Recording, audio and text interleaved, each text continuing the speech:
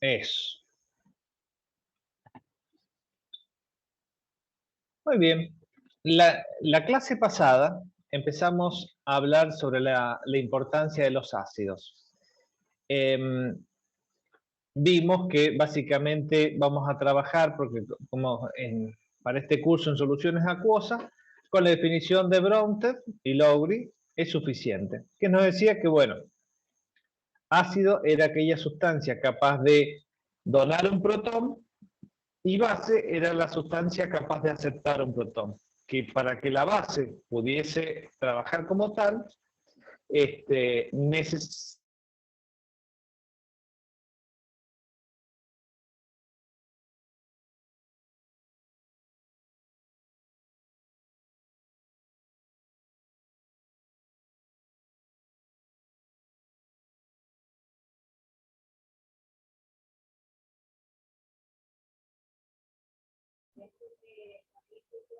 Hola, ¿me están escuchando por este otro lado?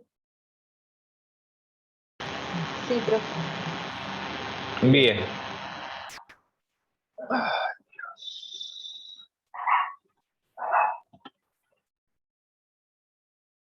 Bueno. Se cortó la señal por uno de los dispositivos que estaba enviando. Bueno, entonces decimos que ácido era el que era capaz de donar un protón, base que era capaz de aceptarlo. Para una sustancia, para ser capaz de aceptar un protón, normalmente estamos hablando de elementos electronegativos que tienen pares de electrones aislados, ¿sí?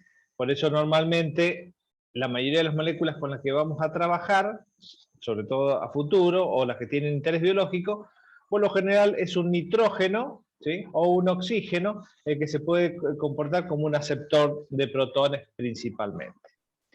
Bien, si estamos hablando de una solución acuosa, entonces los principales iones que nos van a interesar va a ser el hidronio, como el ion que transportaría el protón que fue cedido por el ácido, y los oxidrilos como la base típica por excelencia, ¿no? Entonces, lo que estábamos presentando era básicamente la autoionización del agua. Alguna vez, cada muchas, ¿sí? Cada muchísimas moléculas de agua hay una que se puede romper, ¿sí? Es un valor muy bajo, cuya constante de equilibrio es 1 por 10 a la menos 14. Esto va a ser... ay, disculpe. Bien, esto va a hacer que yo necesite un 1 con 14 ceros para encontrar una molécula de agua que se haya roto, ¿sí?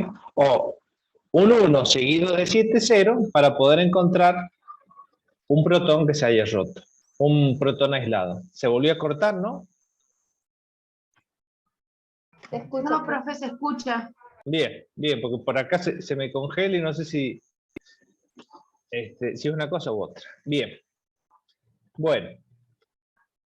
Si dijimos que los ácidos los podíamos clasificar en dos tipos. Los ácidos fuertes, que cuando a un ácido fuerte le generamos una solución acuosa, el ácido se disocia completamente generando un anión y un catión, ¿sí? Normalmente el catión va a ser el hidronio, que es el que que es una molécula de agua que recibe, que se comporta como base, recibe el protón proveniente del medio ácido, ¿sí? Y es esta razón por la cual decimos de que el ácido más fuerte en solución va a ser el hidronio, porque cualquiera que sea más fuerte que él se va a disociar para ceder un protón y generar un hidronio, ¿sí? O sea, no va a haber ácido más fuerte que el hidronio porque cualquiera que sea más fuerte se disocia, le dona el protón al agua y se queda como la base conjugada, ¿no? Para los ácidos fuertes. Bien, para el caso de las bases fuertes, bueno, ocurre lo mismo. Una base fuerte va a ser aquella que va a tener una enorme tendencia a captar un protón en un medio acuoso, seguramente se lo va a quitar una molécula de agua, o por la disociación misma, si es un hidróxido metálico, me va a generar un oxidrilo en el medio, ¿sí? Y cada vez que hablamos ácido fuerte o base fuerte, quiere decir que son electrolitos fuertes Y los electrolitos fuertes, básicamente vamos a entender que se han escindido entre ellos, se han disociado para generarme dos iones, ¿sí? ¿Por qué eran esta razón de que esta era factible, posible, espontáneo? Bueno, puede ser que pasamos de tener una interacción dipolo, o en el mejor de los casos, puente hidrógeno, entre el ácido sin disociar y el agua, a pasar a tener una interacción ion dipolo, que es mucho más fuerte. Entonces ahí tenemos la razón entálpica de que el proceso sea favorable. Y por otro lado, como se me generan al menos dos partículas, ¿sí? El ácido conjugado, la base conjugada, o el anión y el catión proveniente de esa disociación, me aumenta el número de partículas y con ello me aumenta la entropía. Entonces, aumenta la entropía y tenemos un proceso que me libera energía, porque pasamos a tener una interacción más importante. También eso me permite entender el proceso de disolución de los ácidos, o el comportamiento de los ácidos, por qué se escinden los ácidos. Tenemos ahí la razón en función del delta G, en función de la espontaneidad del proceso. Bien, para un ácido débil, ¿sí?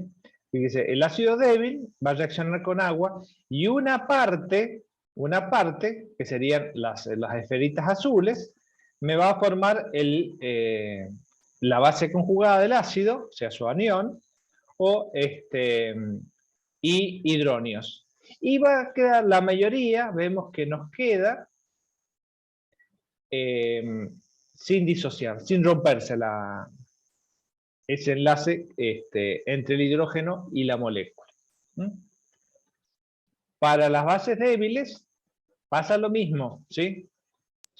La base débil no va a tener la fuerza para unirse completamente a un protón, entonces me va a quedar la base y el ácido conjugado con la base en un proceso en equilibrio, ¿sí? Y esto, los ácidos débiles y las bases débiles, como llegan a proceso en equilibrio, plantear los considerandos que conocíamos en el equilibrio son válidos. Tanto plantear el concepto de la constante de equilibrio, porque acá tenemos equilibrios iónicos, porque así se llama la bolilla, acuérdense, y también todo lo que vimos, por ejemplo, para Le Chatelier, ¿sí? Todas aquellas acciones que podíamos hacer para modificar el equilibrio también es susceptible a estos procesos en equilibrio, ¿sí? Bien.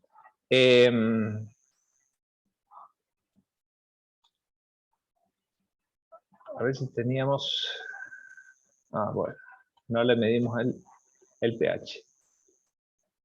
Bueno, simplemente acuérdense que tienen esta simulación, también está en el aula virtual para que ustedes los puedan ir viendo. Una cuestión muy importante normalmente cuando necesitamos plantear un experimento o plantear una reacción, muchas veces necesitamos controlar el nivel de acidez o de basicidad, ¿sí? A veces simplemente al generarlo el medio y conocerlo, y otra cosa es que en el medio de reacción no se me modifique. Entonces también tengo recursos para poder hacerlo y conocerlo. Esto lo que va a hacer es que nos va a dar la herramienta para poder controlar qué es lo que ocurre en la solución. Una de estas cosas importantes de qué es lo que ocurre es cuánto es su nivel de acidez, ¿sí? Y una de las formas que hemos visto para poder controlarlo es a través de la escala de pH, o por lo menos poder determinar cuánto es el valor del pH. Bien, entonces para eso entendíamos que había que tomar un valor de referencia. Ese valor de referencia es un medio neutro que va a ser el agua pura. Bien, el agua pura va a tener una concentración de protones a 25 grados centígrados de 10 a la menos 7. Como son números muy chiquitos, difíciles a veces de manejar, lo que se le aplica es un logaritmo recíproco, o sea, el menos logaritmo decimal de la concentración de protones. Entonces eso me permite trabajar con números enteros y sencillos para poder definir el espacio de acidez o de basicidad que a veces necesito trabajar en la experiencia que esté llevando a cabo o en el medio que esté controlándolo, ¿sí? Entonces, podíamos observar, por ejemplo, para un ácido fuerte, ¿sí? Cuánto es la concentración de protones que aumenta, ¿sí? Una concentración de 1 por 10 a la menos 1 es igual a 1, un pH de 1, ¿sí? Y el producto de la concentración de protones por la concentración de oxidrilo siempre me va a dar el K-water, ¿sí? Eso es importante. Y la concentración del agua en agua prácticamente nunca varía, ¿sí? Si volvemos y agregamos otra sustancia, ¿sí? Una sustancia básica, por ejemplo jabón de las manos, ahora me da un pH alcalino. En realidad el jabón para las manos suele tener más bien un pH alrededor entre 8 y 9, ¿no? Ya un pH 10, 11, ya son más bien casi hoy en día los jabones para lavar la ropa o los jabones, los panes de jabón blanco que se compran para lavar la ropa. Pero el jabón del tocador se trata de que tenga muchísimo menos. Bueno, entonces también este concepto del sentido del pH. Bueno, más o menos con esa introducción vamos a tratar de seguir con el tema.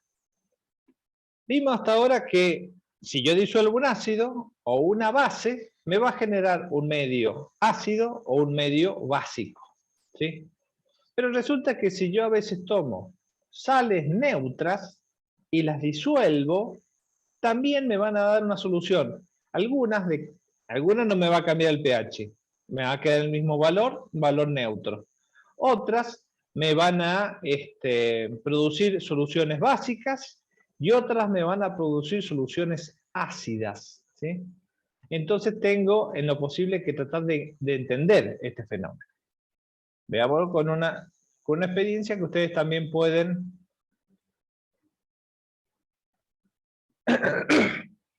hacer en su casa porque ustedes tienen el laboratorio. Así que tanto la 6.1 como la 6.2 son experiencias que se refieren a este tema de la hidrólisis.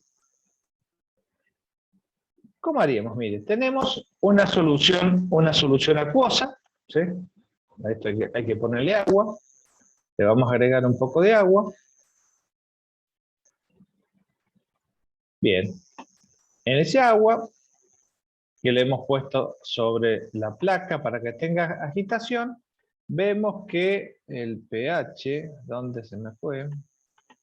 Ahí está. ¿Qué hace?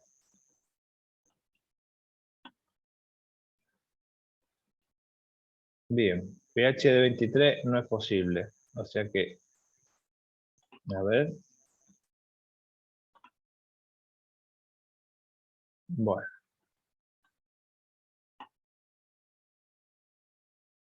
Vamos a ver si entre que está lerda la computadora con el...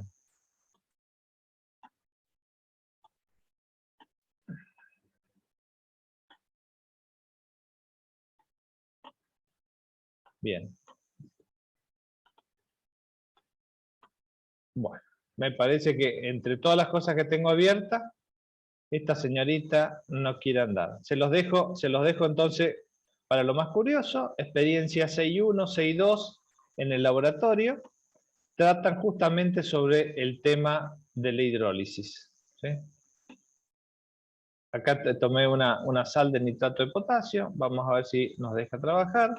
Al frasco hay que primero abrirlo, tomamos una determinada cantidad de muestra, que en algunas experiencias es interesante pesarlas, pero en otras no. Vamos a tomar el vaso, tendría que haberlo hecho antes, y agregamos y preparamos una disolución de nitrato de potasio. Esa disolución de nitrato de potasio, vamos a ver si... No, 23. Bueno, me tendría que mostrar que no cambie el pH. Bien. Se las voy a quedar debiendo porque la práctica no quiere no quiere funcionar, tendría que abrirlo todo y no vamos a demorar demasiado. Así que les digo, es interesante que lo hagan para poder completar mejor este tema de hidrólisis, los ejercicios 6.1 y 6.2 del laboratorio virtual.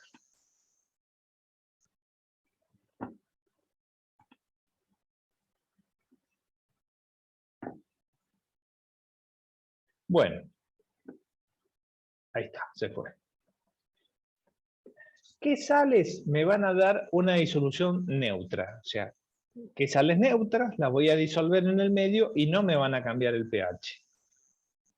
Bueno, básicamente son las sales que van a contener un metal alcalino, o sea, litio, sodio, potasio, principalmente, o un ion de metal alcalino tercio que no sea berilio, o sea, calcio, bario, magnesio, también me pueden dar el mismo, son bases fuertes.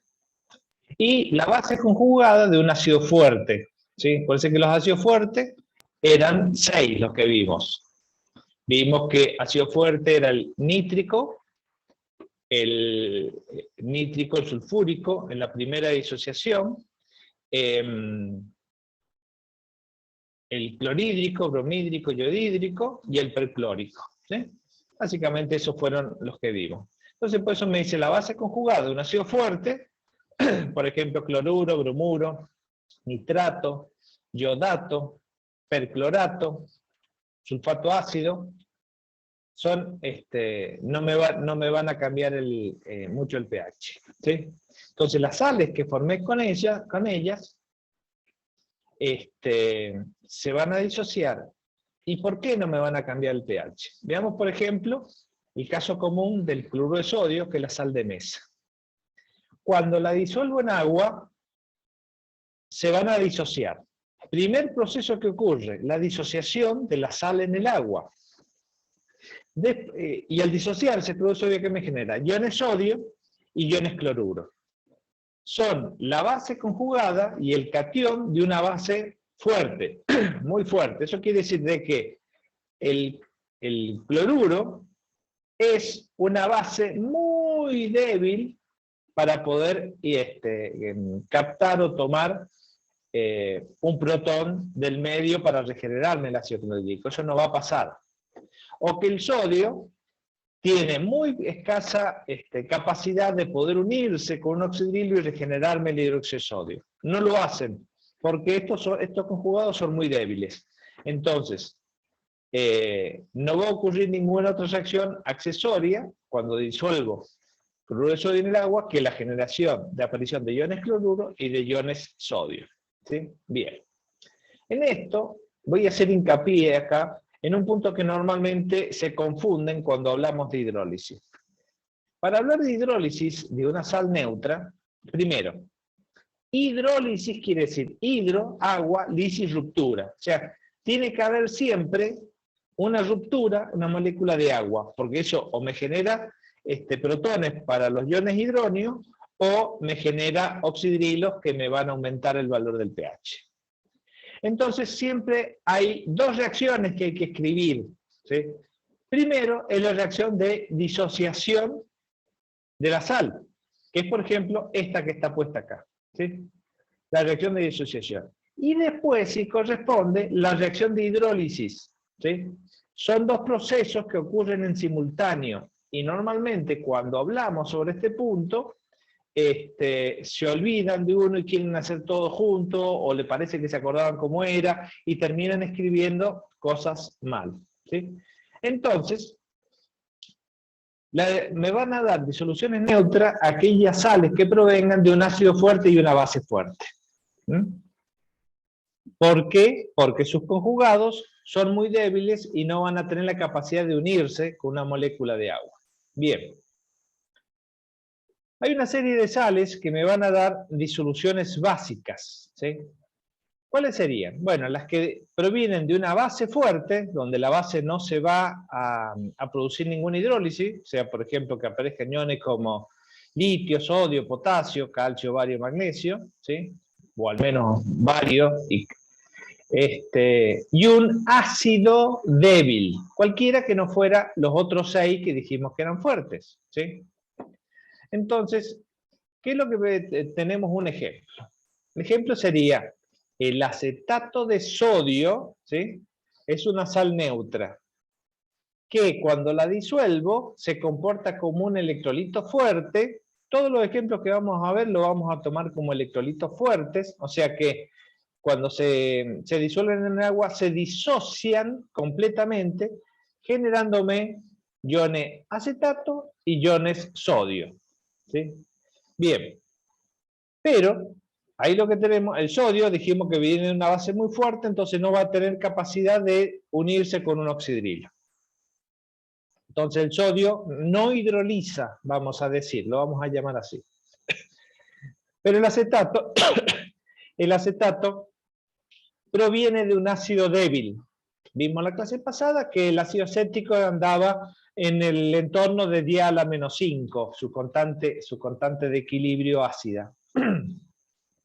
Entonces 10 a la menos 5 quiere decir que cuando yo disuelvo ácido acético son muy pocos los acetatos que me van a quedar libres. Entonces los acetatos van a tratar de regenerar la molécula de ácido acético. ¿Cómo? Tomando un protón de una molécula de agua. ¿Ven? Ahí, en la segunda reacción, estoy rompiendo, ¿sí?, una molécula de agua. Es ahí donde veo que se produce la hidrólisis, ¿sí? Entonces el acetato más una molécula de agua me regeneran el ácido acético, ¿sí? Y al generarse eso, me queda como subproducto un oxidrilo. Ese oxidrilo me va a influenciar en el pH aumentándolo, ¿sí? Entonces acá voy a tener, cuando disuelvo acetato de sodio, se va a presentar un medio básico, un medio alcalino, ¿sí? ¿Por qué? Porque la base conjugada de un ácido débil es una base más fuerte que sí va a tener la capacidad de tomar un hidrógeno de la molécula de agua como protón, incorporarlo a la molécula, regenerar el ácido del que partió, pero eso me libera un oxidrilo que me aumenta el pH, ¿sí? Entonces, estos casos a veces son de lo más comunes. Bien.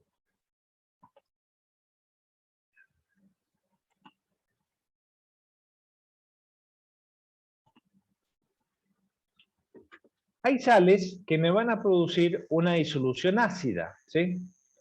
¿Cuál va a ser la generalidad?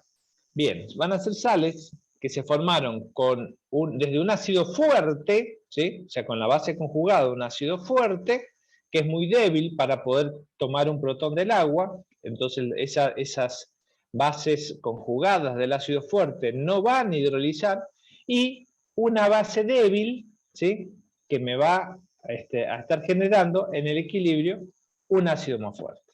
El ejemplo: cloruro de amonio. Cloruro de amonio, en la primera etapa, cuando lo disolvemos, se disocia en iones cloruro y en iones amonio, ¿sí? El cloruro es una base muy débil, no va a tomar un protón, así que el cloruro no hidroliza. Pero el ion amonio sí es un ácido fuerte que va a poder ser capaz de ceder un protón para generar el amoníaco. Entonces, si cede eso, me libera un protón. Si acá le podemos poner una molécula de agua, tendríamos en el lado del protón un ion hidronio, ¿sí? Entonces, no hay una ruptura de una molécula de agua, pero sí la desaparición de una molécula de agua para transformarse en un ion hidronio, ¿sí? Entonces, cada vez que disuelva una sal de amonio, ¿sí?, me va a generar eso un medio ácido. ¿Ven? Ahí están los protones, me van a generar un medio ácido, ¿sí? Por eso, por lo general, cuando trabajamos con aminas, lo que hacemos es buscar trabajar en medio ácido. Entonces, por el principio de Lechatelier, si aumentamos la concentración de protones, vamos a desplazar, en este caso, la reacción hacia la mayor cantidad de iones amonio, ¿sí? Esto es también lo que hacemos muchas veces cuando se compra pescado. Te habrán visto que la mamá o la abuela muchas veces de las pescaderías que en San Luis, que no es lo más fresco que tengamos, se enjuagan con jugo de limón, ¿sí? Entonces el limón, que es ácido, en vez de que me aparezca el amoníaco o las aminas, que serían amoníacos sustituidos, que son los que me dan el olor feo del pescado, lo paso a amonio y esas sales o esos compuestos, como son ahora iónicos, se van a solubilizar y eliminar más fácil por el agua y gran parte de los compuestos que dan olor se van a ir. Bien. Hay otro caso también de soluciones de sales que me van a dar un medio ácido. Este caso se va a tratar siempre de iones metálicos con alta carga, ¿sí? O sea, y de pequeño diámetro. Básicamente nosotros lo vamos a ver aluminio 3, cromo 3, beridio 2 y también debería estar ahí hierro 3, ¿sí? Porque el hierro también se comporta de la misma manera. Entonces, imaginemos que tenemos una sal de aluminio, ¿sí? Una nitrato de aluminio, por ejemplo. El nitrato viene de una base fuerte, de un ácido fuerte, perdón, no va a hidrolizar. Pero el aluminio, con estos cationes de pequeño diámetro y alta carga, pasa una cosa. Se forma un tipo de compuesto que se estudia más bien en inorgánica, que se llama un ion complejo, ¿sí? O sea, un determinado ion, en este caso, se va a ver rodeado por 6 moléculas de agua, ¿sí? Entonces tenemos, cada aluminio está rodeado por 6 moléculas de agua. Eso hace que su carga, esta alta densidad, esté rodeado por moléculas de agua bastante apretaditas, ¿sí?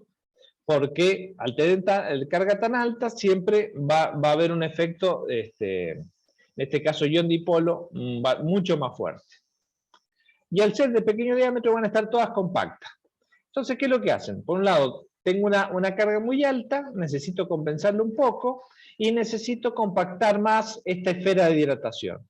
Entonces, uno de las moléculas de agua pierde un protón, entonces con eso podemos compensar un poco la carga del ion, entonces pasamos a tener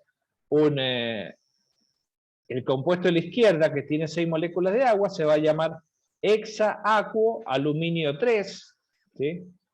Y pasamos a tener un pentaacuo hidroxi aluminio, ¿sí? También es 3 el estado de oxidación. Pero ahora este complejo tiene 2 cargas positivas y me liberó un protón, ¿sí?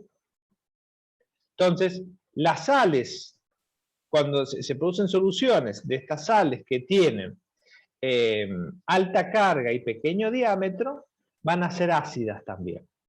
Y esto es responsable, por ejemplo, de que los libros viejos, uno vea que las hojas se ponen amarillentas y se quiebran. Porque muchas veces para el papel, para que no se le absorba, no difunda la tinta, se le pone sulfato de aluminio o alguno de los compuestos relacionados a la familia. Entonces, ese aluminio que en el entramado del papel permite que la tinta no difunda en principio, pero después con el tiempo, con la humedad ambiente, va generando estos protones y estos protones van degradando a la celulosa en un proceso de hidrólisis ácida que se llama. Bien. Esto lo podemos representar también con esta gráfica. Lo vimos en su momento en la interacción ion-dipolo, cómo se rodea de moléculas de agua, y para poder compensar la carga y el pequeño diámetro, una de las moléculas de agua pierde un protón, que es recibida por otra, ¿sí? Entonces me queda el sistema, el complejo con 2 cargas positivas. Bien. Y queda, el último caso es cuando los dos vienen de ácidos débiles, ¿sí? Entonces, tanto el catión como el anión son capaces de hidrolizar. Por ejemplo, un acetato de amonio, no sé cuál tenemos, a ver. Bueno, o el que sea, lo que tengo que mirar es el valor de la constante ácida y la constante básica de cada uno. El que sea más grande, la solución va a ser o ligeramente ácida o ligeramente alcalina, pero siempre sus valores serán pequeños, siempre orbitando alrededor del 7. A lo mejor un 7 y pico, a lo mejor no llega a 8, y en el otro un 6 y pico, que a lo mejor no llega al 7. Entonces, bueno, tenemos ahí que si la constante básica es mayor que la ácida, la disolución será básica. Si la constante ácida del ácido que estamos hablando es mayor que la constante básica, entonces la disolución será ácida. Y si los dos son más o menos iguales, la solución se va a hacer más o menos neutra. ¿Sí? Bien, algunos ejemplos de estos casos. ¿Sí? Una base fuerte y un ácido fuerte. Cloruro de sodio, yoduro de potasio, nitrato de potasio, bromuro de rubidio, cloruro de bario. ¿Sí? Ninguno de eso hidroliza, el pH se va a quedar en 7. Si el catión proviene de una base fuerte y el anión de un ácido débil, ¿sí? Por ejemplo, el acetato, el nitrito, sulfito, fluoruro, todo ello, el anión va a hidrolizar, ¿sí? O sea, voy a tener el anión más el agua, se me regenera el ácido más oxidrilos. Entonces siempre el pH va a estar arriba de 7. El catión que provenga de una base débil y el anión que provenga de un ácido fuerte. ¿Sí? Fíjense que básicamente con el que más vamos a manejar es el ion amonio, ¿sí? Para no complicarnos la vida. Entonces, básicamente cuando vea amonio, yo ya sé de que si esa disolución va a tener cierto carácter ácido. Tengo que ver el anión, si proviene de un ácido fuerte, bueno, esas disoluciones van a tener carácter ácido con un pH menor de 7. Si los dos son débiles, bueno, hay que mirar y compararlos a ver qué es lo que queda.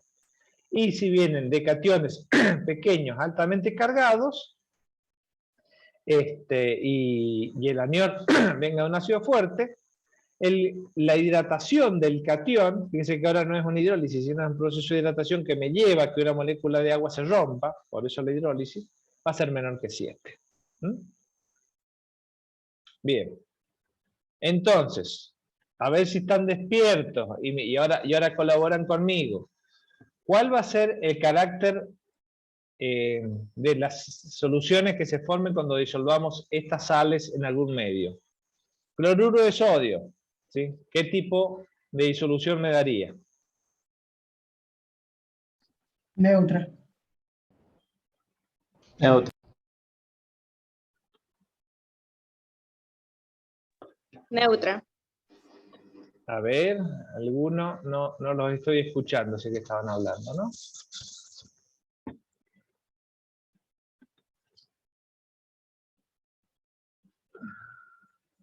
Bueno. A ver en el chat.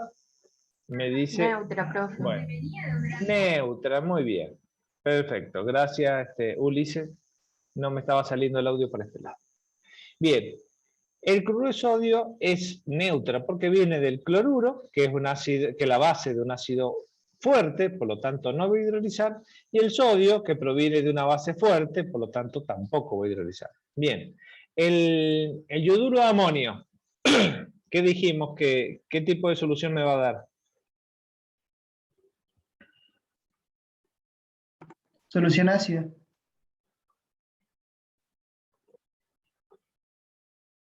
Bien, se me está cortando.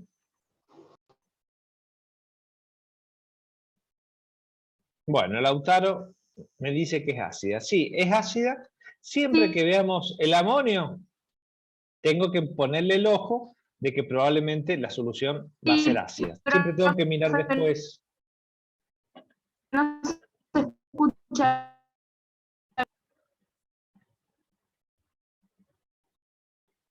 ¿No se me escucha? Sí se escucha, profe. Bueno, gracias. Bueno, algunos tendrán también mala conexión. Por eso ve que estoy cambiando de escenario últimamente. Bueno, como el yoduro proviene de un ácido muy fuerte, como el ácido yodhídrico, no va a tener ninguna posibilidad de captar un protón, pero el amonio sí va a tener capacidad de ceder uno para regenerarme el amoníaco y dejarme iones hidronio en el medio. Con el nitrato de cromo 3, en este caso es non hidratado, ¿sí? Pero básicamente nitrato de cromo, ¿qué tipo de solución me va a dar?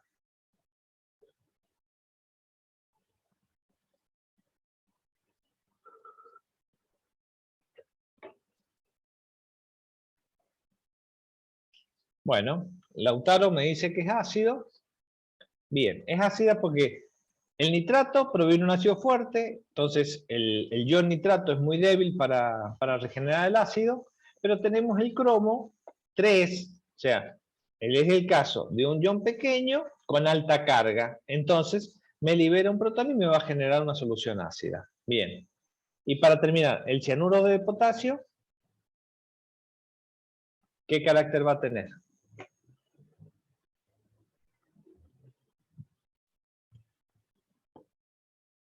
Bien.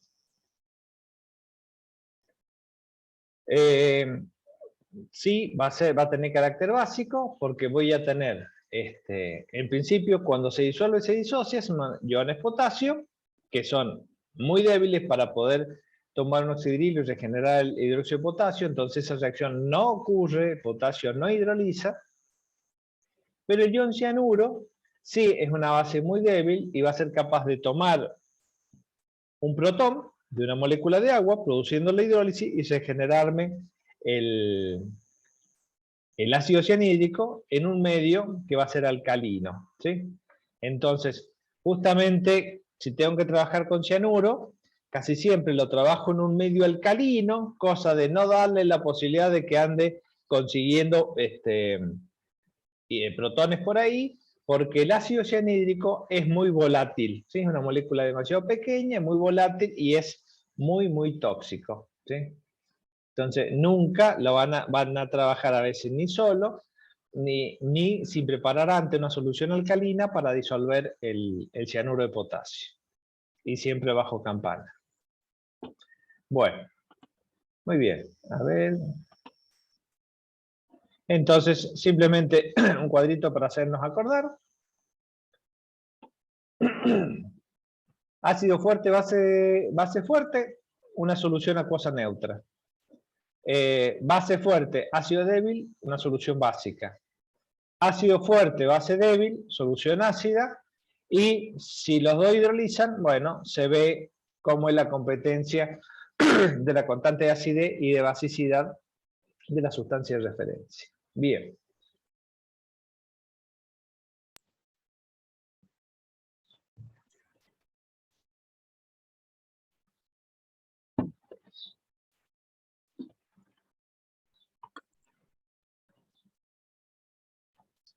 Vamos a ver ahora otro grupo de equilibrios en donde participan iones. Recién veíamos que la propiedad era la acidez o la basicidad en función de la concentración de protones o de oxidrilos. Era un ejemplo de equilibrio iónico.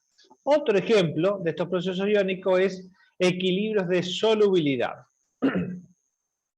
Veamos a través de un ejemplo.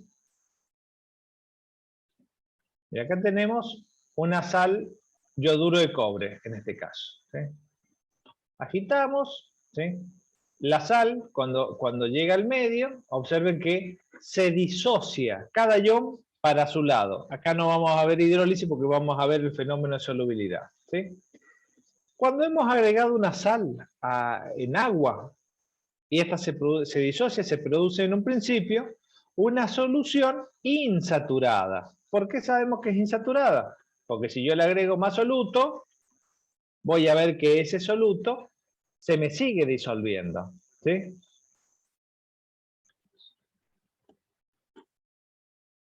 Seguimos agregando soluto, se sigue disolviendo, o sea, todavía está en una solución insaturada.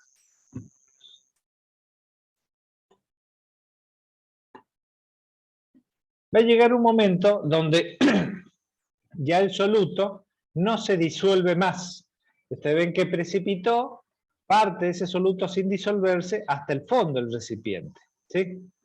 Entonces, ahí estamos en presencia de una solución saturada. Pero una solución saturada me va a presentar un equilibrio con sus iones. Sí, espero que puedan verlo bien, que los iones que están en la solución vienen y se pegan al cristal, otros salen, ¿sí? Se pegan, salen, se pegan, y básicamente ahí podemos ver que hay un proceso en equilibrio, por un lado. Por otro lado, también podemos ver de que hay un proceso de maduración de ese cristal, de lo que eran en un principio varios cristales pequeños. Con el tiempo, si le damos tiempo a la simulación, va formando un cristal más grande. Y ese es uno de los procesos de hacer crecer los cristales. No siempre los cristales más grandes van a ir creciendo con respecto a los cristales más pequeños. ¿Por qué? Y porque si tuviésemos tiempo de ver la simulación, vemos que por una cuestión de probabilidad también, los que salen y entran con más frecuencia son los iones que están en los vértices, ¿sí? En los vértices y en las aristas. No en las caras, es más difícil. Las caras por lo general van a tender a crecer. Entonces, el cristal más grande va a crecer más, ¿sí?, que los cristales más pequeños que tienen proporcionalmente mayor cantidad de vértices y aristas. Bien. Entonces esto es básicamente una curiosidad. En general, todos los ejemplos que vemos, las sales, cuando se disuelven, se disocian completamente, son electrolitos fuertes. Si estuviésemos hablando de un electrolito más débil, ¿sí?, veríamos que andarían por ahí en el medio estos pares de iones, un catión y un anión, dando vuelta ahí por el medio de reacción. Eso sería el caso de un electrolito débil, que no lo vemos en este curso porque se nos complicarían las ecuaciones y las fórmulas. Estamos viendo los casos generales. Pero sí lo vimos en el caso de el coeficiente de Van 't Hoff en las propiedades coligativas, ¿no? Ese factor I. Entonces, si estamos hablando de electrolitos débiles, el I es menor que lo que uno esperaría, que el esperado, ¿sí? Acá en este caso, como son electrolitos fuertes, ¿sí?, el I de Van 't Hoff va a ser igual al esperado. Bueno. Sí, y esto pasa para muchísimas sales. Vamos a tomar otro. Por ejemplo, este otro soluto se nos muestra que tiene otra forma cristalina, ¿sí? Y básicamente, los iones cuando se unen y salen, siguen respetando siempre el mismo patrón, permitiendo, ¿sí?, también que este cristal se vaya perfeccionando y vaya creciendo, ¿sí? Y todo esto gracias al equilibrio que tengo en el medio. Y en el medio lo que tengo son iones que están interactuando con el cristal. Entonces, es un ejemplo de equilibrio iónico. Bien. Opa, me pasé. Entonces, la segunda parte de este tema tiene que ver con con estos equilibrios. Antes, viene un tema también de la parte de los ácidos. Se me pasó mencionarlo recién. Porque todo lo que vimos en esta primera parte del tema era, ¿qué pasa si yo agrego un ácido en agua? ¿Sí? Bueno, me va a generar distintos valores de pH en función si el ácido es fuerte, si el ácido es débil, cuánto sea su concentración analítica, ¿sí?, etcétera, etcétera. Pero ¿qué pasa si ahora empezamos a hacer mezcla? Al ácido, a la solución del ácido, le agrego su base conjugada, ¿sí?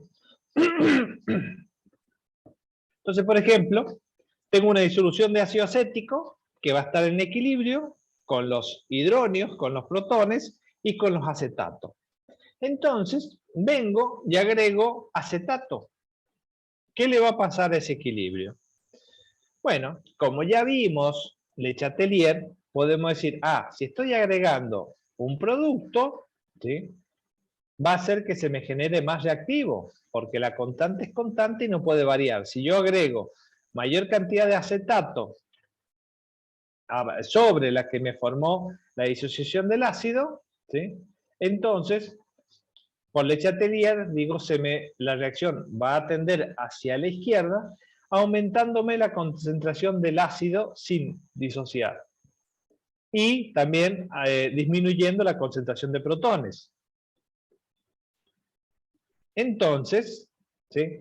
A esto, efecto que vamos a llamar efecto del ion común, ¿sí? Porque en un equilibrio que tenía con el ácido y su base conjugada, le agrego su base conjugada como ion común. Entonces, ¿sí? El efecto de ion común es el desplazamiento del equilibrio causado por la adición de un compuesto que tiene un ion común con la sustancia disuelta. Fíjense la definición, porque tiene un elemento importante para que lo resalten y lo tengan bien presente. La presencia de ion común suprime, pero suprime en el sentido de disminuir, o sea, podríamos decir, la presencia de ion común disminuye la ionización del ácido débil o de la base débil. Dos cosas de esa definición. Yo tenía un proceso en equilibrio, le agregué un ion común y desplazo hacia los productos. Disminuye o suprime parcialmente la disociación del ácido, por ejemplo. ¿Sí? Pero, acá, porque a veces después me escriben otra cosa que están entendiendo. No la anula, porque algunos me ponen que la presencia de un común anula la disociación, ¿sí? O aniquila, o la mata, o como si la presencia de un común dejara que el equilibrio existiese. No, lo que hace es disminuye el valor de la disociación, la cantidad de disociación, pero como los equilibrios son dinámicos, siempre va a haber algo que va a estar en ese equilibrio. Así que suprime en el sentido de disminuir, ¿sí? Así que si son propensos a inventarse palabras, más bien ponga la presencia de ion común disminuye la ionización de un ácido débil o de una base débil. Y ese es el segundo concepto. No sirve para ácido fuerte, porque el ácido fuerte se disoció y no quieren verse más el catión y el anión. Se quedan en solución con una corona de hidratación y viven felices para siempre. Solamente los ácidos débiles y la base débil van a estar en equilibrio, ¿sí? Con sus conjugados. Así que es básicamente únicamente a ellos que la presencia de un común lo va a afectar.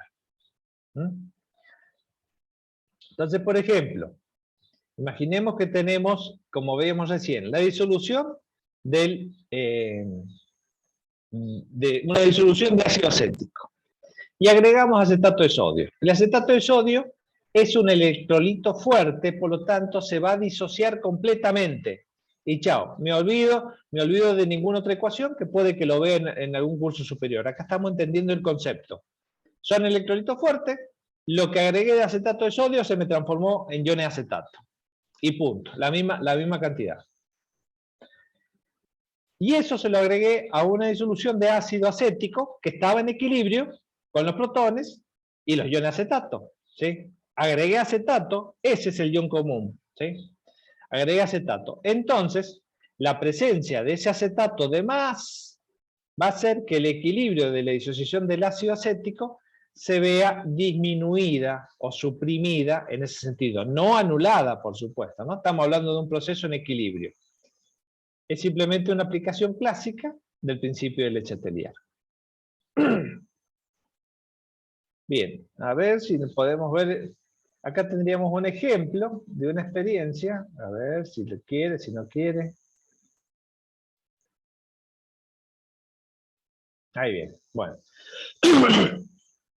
Este es un experimento tan simple que hasta parece ingenuo. Tenemos una solución saturada de sal, de cloruro de sodio. En un lugar preparamos una solución sobresaturada. Cuando se equilibró, saco un poco del sobrenadante, ¿sí? El sobrenadante obviamente se va a ver límpido, pero la solución está saturada por donde la saqué. Entonces vamos a agregar un ion común. Ese ion común va a ser ácido clorhídrico, ¿sí? Entonces, En el medio yo tengo iones cloruro y iones sodio, ¿sí? Que antes estaban en equilibrio con el cloruro de sodio, nada más que le saqué, pero están ahí, en el mismo valor de la saturación. Entonces, ahí se le agrega ácido clorhídrico. Entonces estoy agregando iones cloruro. Si agrego iones cloruro, estoy agregando más que lo que el medio puede tener, entonces el equilibrio se va a desplazar hacia la formación de cloruro de sodio sin disociar o como precipitado. Si alcanzan a ver, la solución se pone turbia y ya se empiezan a ver que aparecen algunas partículas en suspensión. Eso es cloruro de sodio que se formó, ¿sí? Como precipitado, haciendo que el equilibrio se desplazase hacia la izquierda.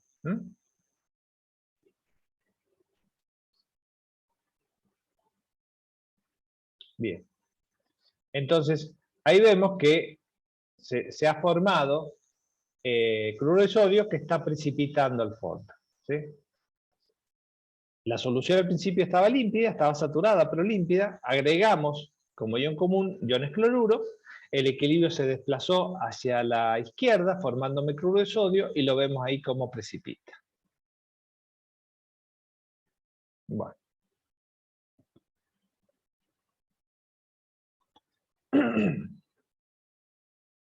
Entonces, pasa otra cosa interesantísima cuando tenemos esto. Imaginemos que tenemos una sal, ¿sí? Formada por una base fuerte, como sodio, y un ácido débil, genérico, cualquiera, pero tiene que ser débil, ¿sí?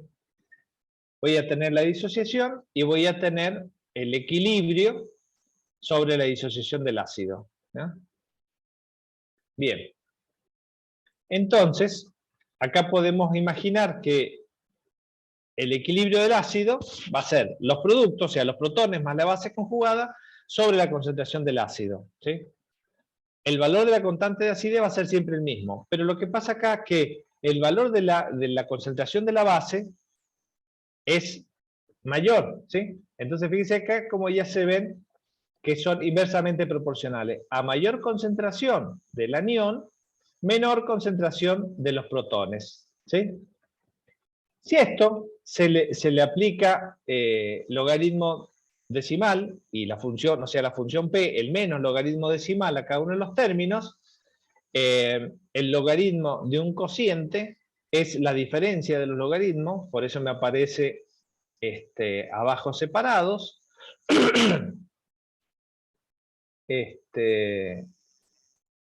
En el segundo caso, para hacer más fácil, para que sea siempre una suma, se pone la base sobre el ácido, entonces ya me queda que el segundo término suma.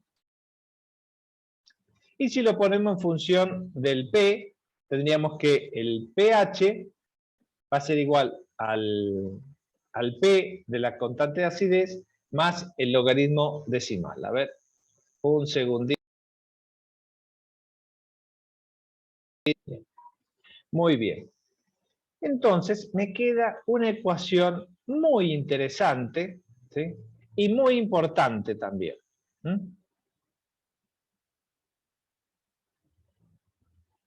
Esa se va a llamar la ecuación de Henderson-Hasselbalch. ¿Por qué es importante? Porque si ustedes ven, en función de las concentraciones, yo voy a poder regular ahora el pH para un ácido determinado que va a tener una constante de acidez específica.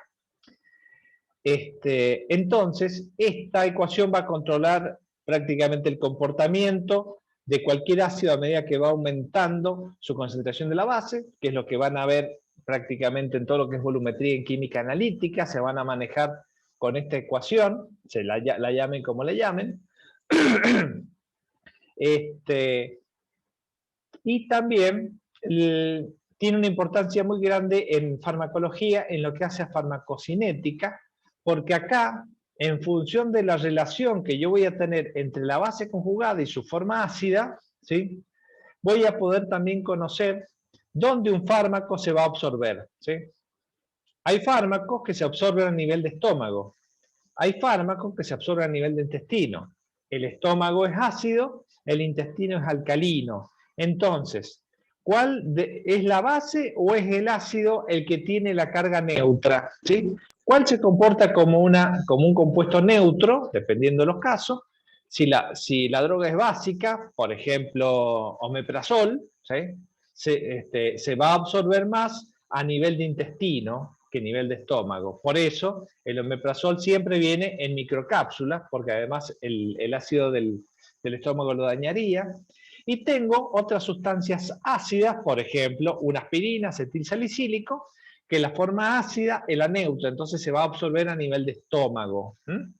Entonces, esta relación de cuál va a ser la fracción absorbible es lo que está relacionado con lo que se llama la biodisponibilidad.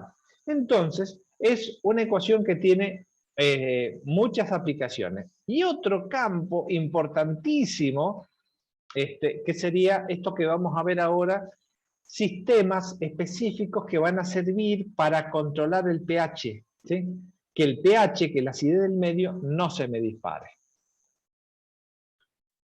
Entonces, veamos primero un ejemplo de la aplicación de esta ecuación de Henderson-Hasselbalch, ¿sí?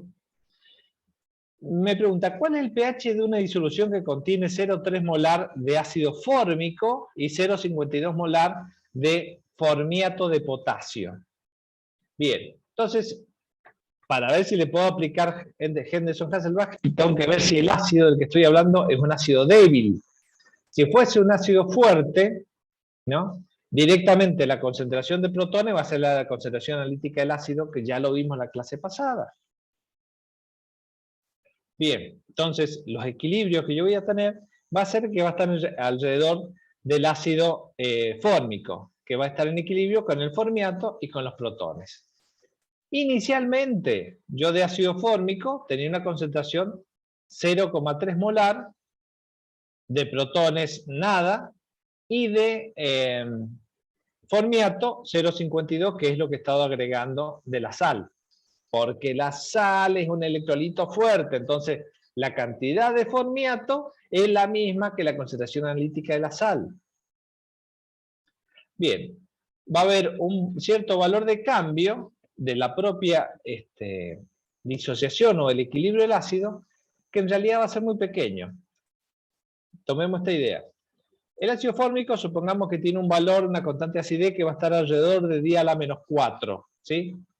Un 1 sobre 10.000. Y tengo acá concentraciones de, es decir, que una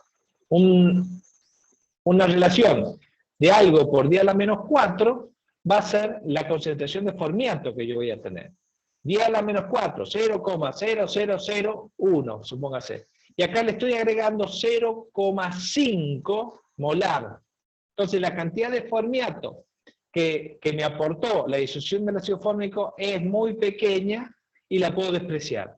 Lo mismo, la cantidad de ácido fórmico que se descompuso para generarme formiato. Va a ser 0,3 menos algo que va a ser 0,000 algo, ¿sí? Entonces no le hace mella. Podemos considerar que ese porcentaje de cambio va a ser despreciable, ¿sí?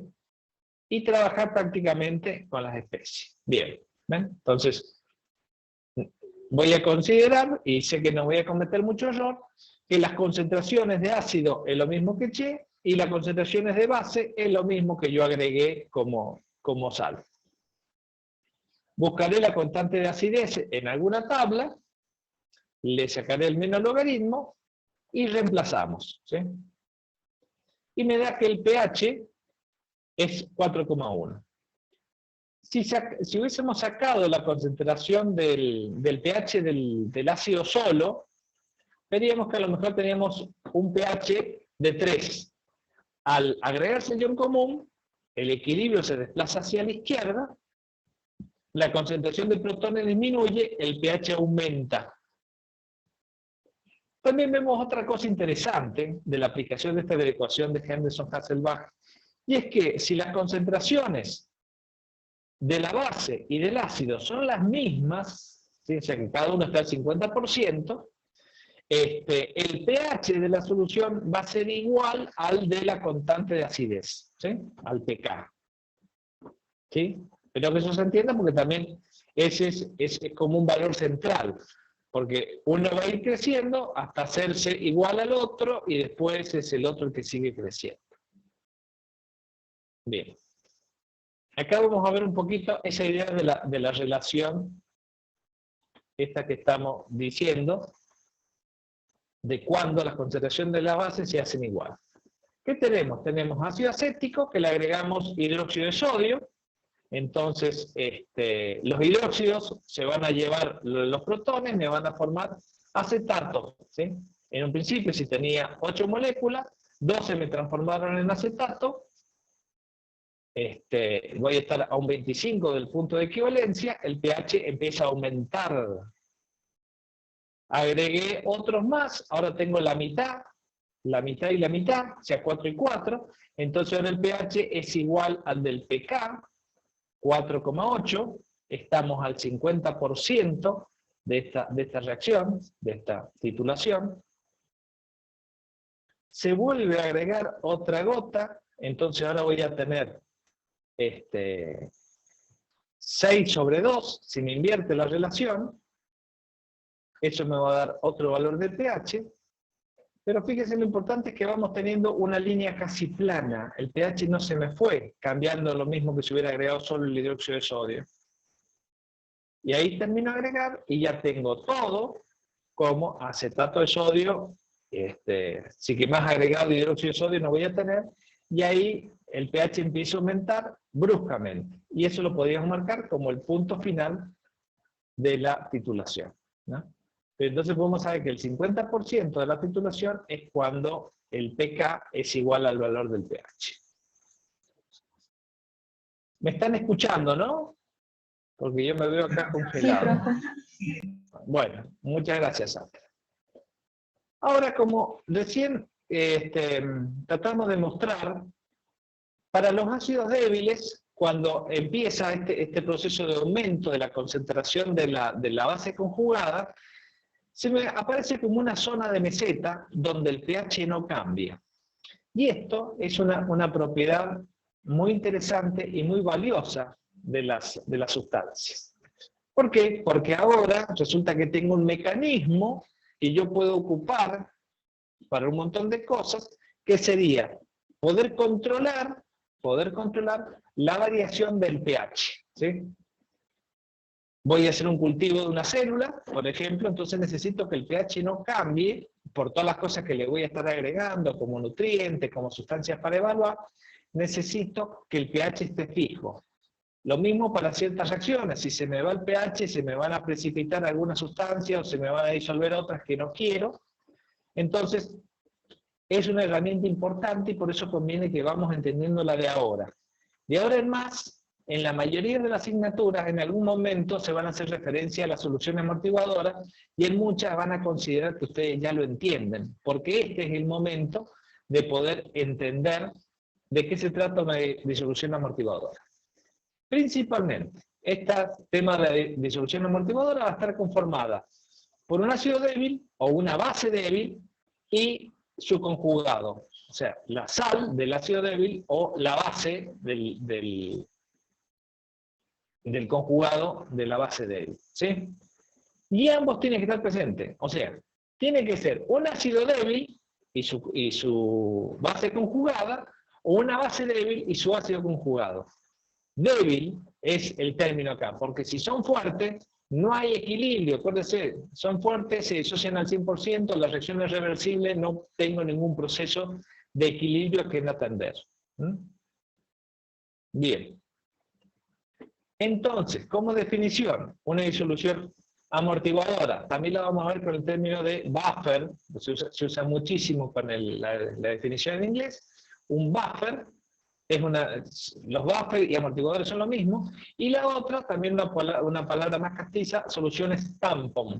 Entonces vamos a ver soluciones tamponadas o el tampon de la solución es de tal valor, ¿sí? Entonces, son los tres términos que son sinónimos. Y va a tener entonces la capacidad de resistir los cambios de pH ante el agregado de pequeñas cantidades de ácido o de base. Bien, entonces, Imaginemos, ya que venimos con el ejemplo del acético y el acetato, que tenemos iguales cantidades de ácido acético y de acetato, ¿sí?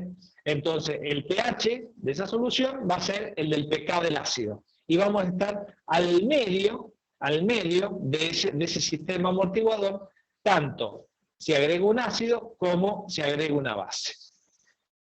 Entonces,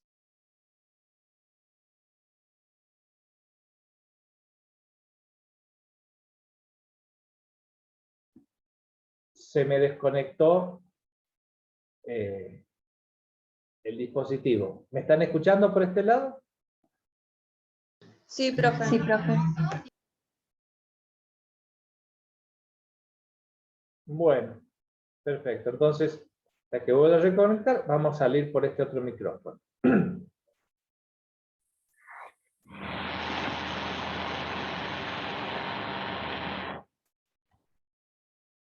Bueno. Decíamos que teníamos este sistema amortiguador, acético, acetato, ¿sí? Y agrego una pequeña cantidad de ácido, ¿sí? De un ácido fuerte. Básicamente voy a tener una cierta cantidad de protones que se van a encontrar con los iones acetato, en este caso, y me van a regenerar el ácido acético. Entonces vemos que en los productos no hay ni protones, ni hidronio, ni oxidrilos que me queden.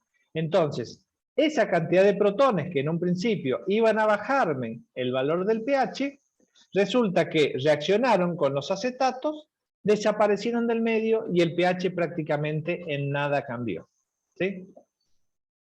Esto es cómo funciona, cómo trabaja un sistema amortiguador, ¿sí? Que después normalmente en los finales es tema de conversación de nosotros. Así que es este punto importante entender cómo trabaja un sistema amortiguador. Supongamos que le agregamos una base fuerte, o sea que le estamos agregando oxidrilo. Si agregamos oxidrilo, vienen a su encuentro las moléculas de ácido sin disociar, ¿sí? Reacciona, se forma agua y me queda acetato. Pero los oxidrilos que me hubieran subido el pH, ¿sí? Desaparecieron y yo tengo como resultado que el medio siga en esa misma región de pH sin variar. Entonces, espero que hayan entendido y si no que me pregunten cómo trabaja una solución amortiguadora. ¿Por qué es amortiguadora? ¿Qué amortigua? Bueno, amortigua los cambios en el pH. ¿Cómo? Bueno, acá están los dos ejemplos. Si agrego un ácido fuerte, viene la base conjugada del ácido, reacciona con él, se me forma el ácido sin disociar y desaparecieron los protones que me podrían haber alterado el pH del medio. Y si se agrega una base, estos oxidrilos van a reaccionar con el ácido para formarme el agua y la base conjugada y también me van a dejar que el pH no cambie en lo que estaba en un principio. Y en esta diapositiva ustedes han visto que hay una pastilla efervescente, ¿no? Bueno,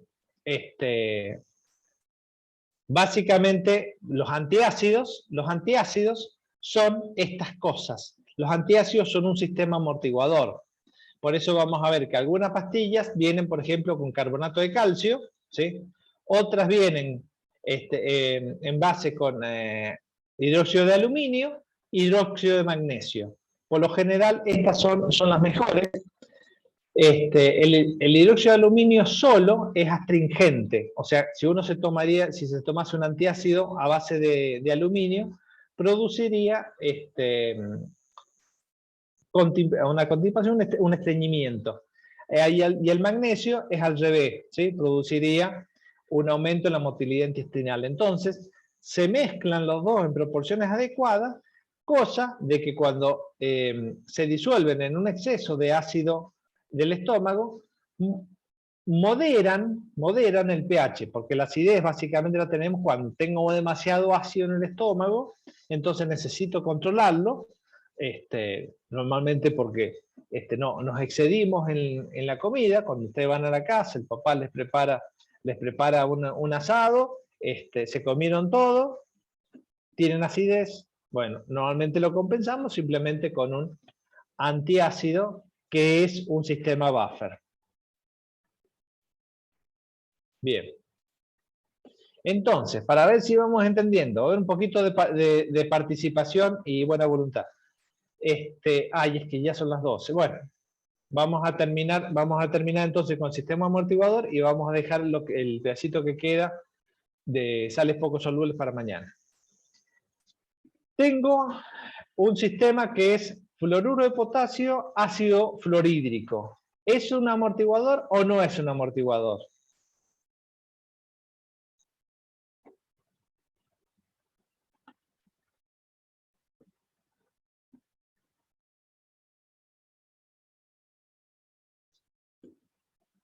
A ver, fluoruro de potasio y ácido fluorhídrico. ¿Será un amortiguador o no? Esto sí es pregunta del parcial, ¿no?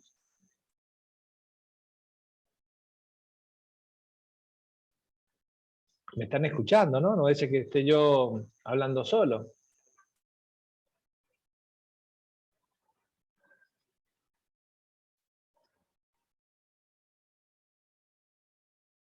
Bueno. Bien, gracias. Bueno, el sistema fluoruro de potasio, ácido fluorhídrico, sí es un amortiguador porque el ácido fluorhídrico es un ácido débil, ¿sí? Entonces, tengo el ácido débil y su base conjugada. Perfecto, tengo un sistema amortiguador. El segundo caso, ácido bromídrico con bromuro de potasio. ¿Será un sistema amortiguador? También sería amortiguador. No entendí lo que me dijeron, pero bueno. En este caso, el ácido bromídrico es un ácido fuerte. Entonces, al ser un ácido fuerte, listo, no hay un equilibrio que puede llegar a formar porque se disocia completamente. Bien, y acá tengo bicarbonato de sodio, carbonato de sodio. ¿Eso podrá ser un sistema amortiguador?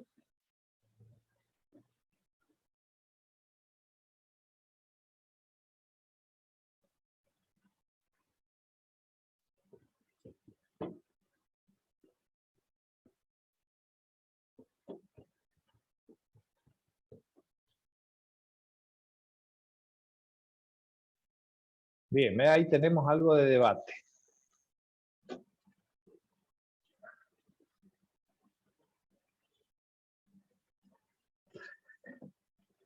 Un sí condicional nos manda Ana. Bueno. Lo que tengo un equilibrio donde alguno se comporte como un ácido. O sea, el único que tiene un protón para ceder es el bicarbonato. Entonces, ¿puedo plantear un equilibrio bicarbonato-carbonato? Sí. ¿Quién sería el ácido? El bicarbonato. ¿Qué tipo de ácido sería? Débil. ¿Con quién está en equilibrio? Con el carbonato. ¿Sí? Y el carbonato está presente porque es la base conjugada que le hemos agregado. Entonces, sí es un sistema amortiguador. Y este es muy importante en la regulación interna de los organismos. ¿Ven? Entonces, primero, el fluorhídrico es un ácido débil con su base conjugada, por lo tanto, es una disolución amortiguadora. El bromídrico es un ácido fuerte, por lo tanto, no es disolución amortiguadora. Y el carbonato es una base débil y el bicarbonato, en este caso, se está comportando como el ácido conjugado o un ácido débil. Por lo tanto, también es una solución amortiguadora. Bien. Veamos ahora, ¿sí? Este problemita se hace un poquito largo, así que tratemos de entender, así ya terminamos.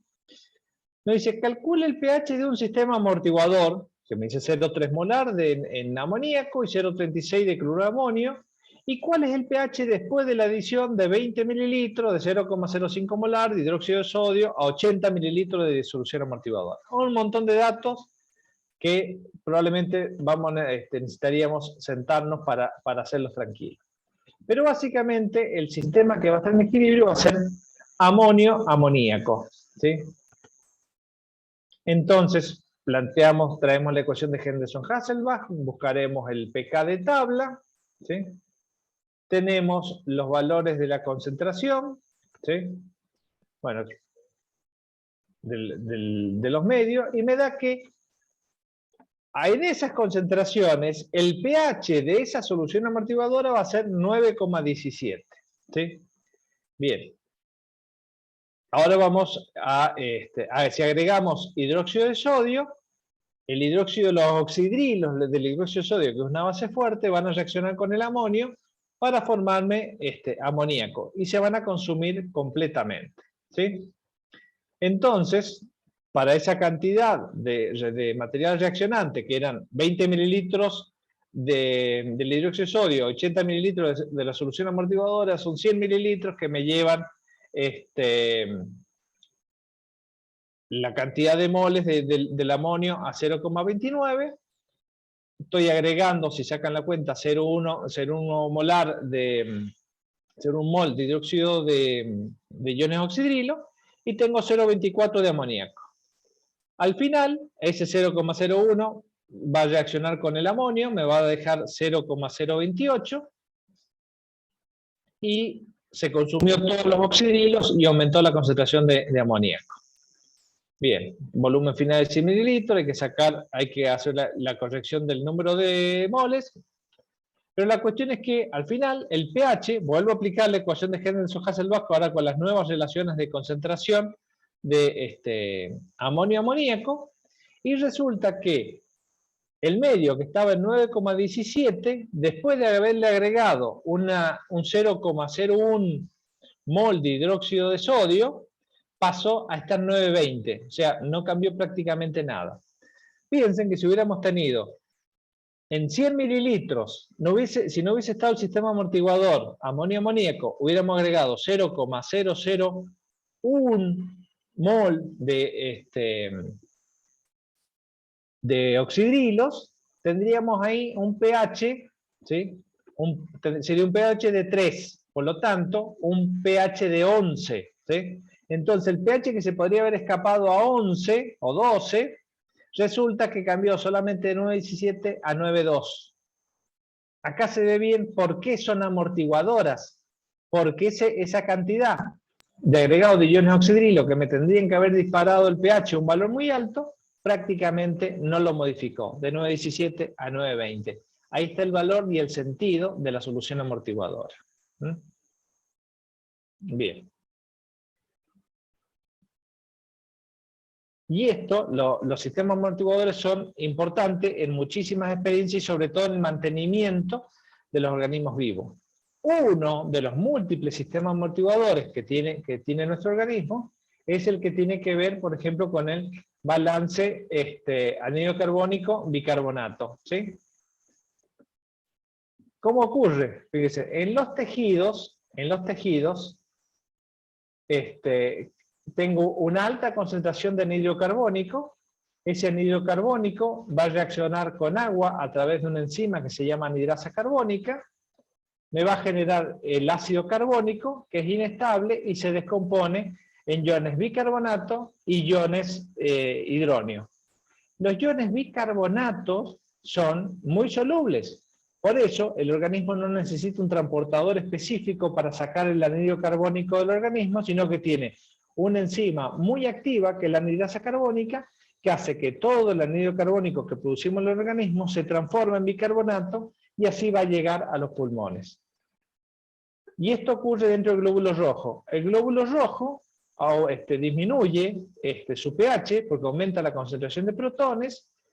Esa disminución local de pH va a actuar sobre la hemoglobina, ¿sí? Se va a formar la hemoglobina protonada y esa hemoglobina protonada le resulta más fácil desprender el oxígeno, ¿sí? Entonces, debido a esta acidificación dentro del glóbulo rojo, ¿sí? Se producen ciertos cambios que permiten la salida del oxígeno en la profundidad de los tejidos para que poder ser utilizado por las células.